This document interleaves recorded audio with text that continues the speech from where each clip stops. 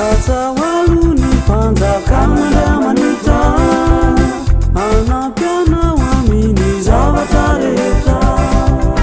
katsawaluni fanjakamandriamanitra anampianao aminy zavatra rehetra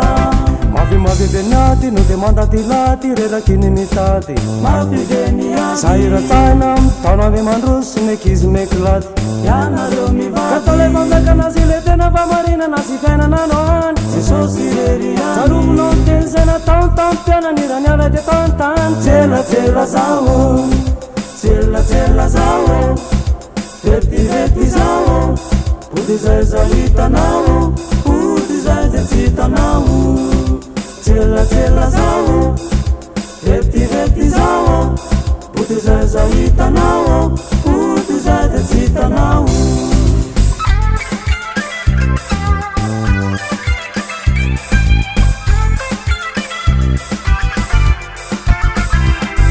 matoanao kivy sy miravoravo tanana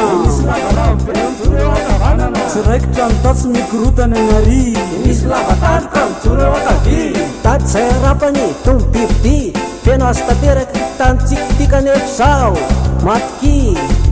tompo tsy amelatsika rirarira ty e eno ny lakolosy fa manampy tamberia zanakany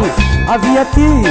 na de menatony jaka aza mifahotanareo de fotsy toy mivolon'ompo fotsy eo no eo fa tselatsela zao vetivety zao ody zay zao hitanao ody zay de tsy hitanao tselatsela zao